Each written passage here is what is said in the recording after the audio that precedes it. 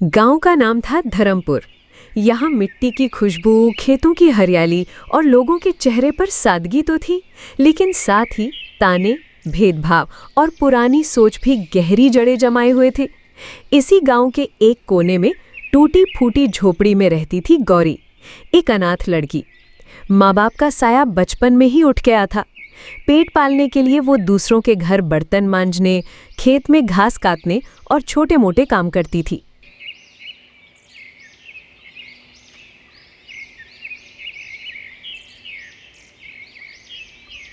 एक दिन गौरी नदी पर पानी भरने गई। तभी वहां उसे कुछ औरतें मिल गई। औरतों ने जब गौरी को देखा तो कहा, ये देखो कौन पानी भरने आया है। हमारे गांव की मनहूस पानी भरने आ गई। हाँ, सही कह रही हो। अपने माँ बाप को बचपन में खा गई। अब लगता है इस नदी का पानी भी पूरा सुखाएगी, तभी यहाँ पानी भरने आई।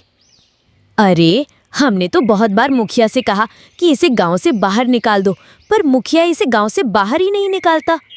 मुझे तो ऐसा लगता है मुखिया के साथ इसका चक्कर चल रहा है, इसलिए। ये आप लोग क्या कह रहे हैं? मैं आपकी बेटी की उम्र की हूँ, फिर भी।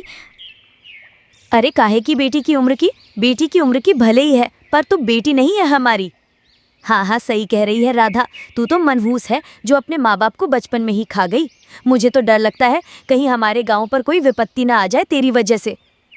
ये सब सुनकर गौरी वहां से दुखी होकर घर आ गई। घर आने के बाद वो जोर जोर से रोने लगी और अपने माता पिता को याद करते हुए बोली, भगवान, मैंने किसी का क्या बिगाड़ा है जो सब मुझे ऐसे ताने देते हैं? मेरी माँ बाप नहीं है तो इसमें मेरी गलती क्या है? काश मेरी भी कोई माँ होती जो रात को मेरे बाल सहलाती, या बाप होता जो कहता, बेटी डर मत, मैं हूँ ना। आप लोग मुझे अकेला छोड़कर कहाँ चले गए? इससे अच्छा होता आप लोग मुझे भी मार डालते। गौरी की आंखों में दर्द तो था, लेकिन उसने कभी हार मानना नहीं सीखा। हर सुबह सूरज निकलने से पहले उठ जाती, काम पर जाती और शाम ढलते तक मेहनत करती। लेकिन गरीबी के साथ साथ अकेलापन उसे सबसे ज्यादा खाता था।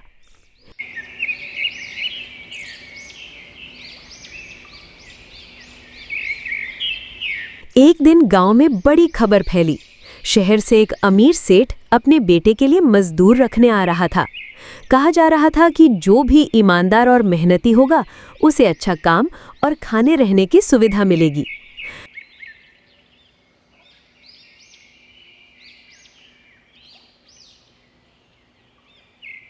गौरी, तू भी क्यों नहीं कोशिश करती? शायद किस्मत बदल जाए। मेरे जैसे गरीब को कौन रखेगा? क्यों नहीं, मेहनत ही तेरा हथियार है।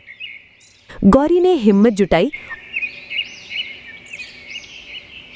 और अगले दिन सेठ के घर पहुंच गई। पहली बार शहर का बड़ा मकान देखकर उसकी आंखें फैल गई। संगमरमर का फर्श, बड़े बड़े झूमर और चारों तरफ रौनक। तुम्हारा नाम क्या है? जी, गौरी। गांव से आई हूँ काम की तलाश में। मेहनत कर पाओगी? जी, पूरे दिल से मेहनत करूंगी।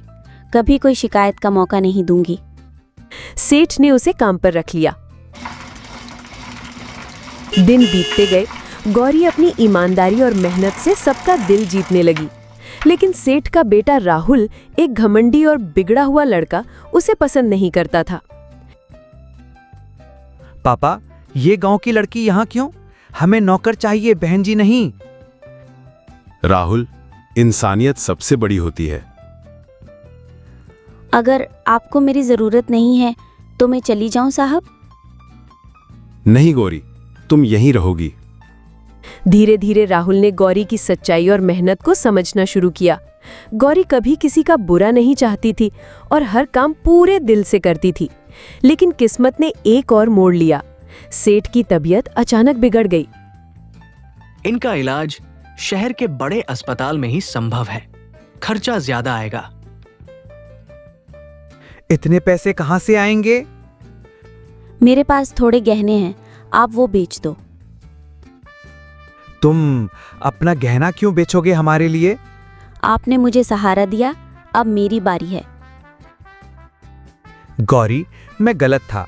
तुम सिर्फ गांव की लड़की नहीं बल्कि सोने का दिल रखने वाली इंसान हो। इंसान की पहचान कपड़ों से नहीं, कर्मों से होती है।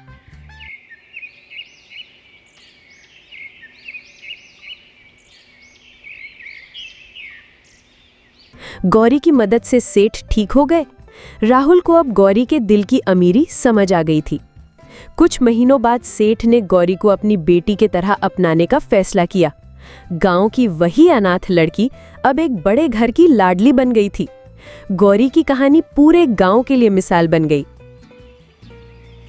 अरे देखो तो, मनहूस कहने वाली गौरी आज कितनी खुश है। किस्मत सच में मेहनत वालों का साथ देती है।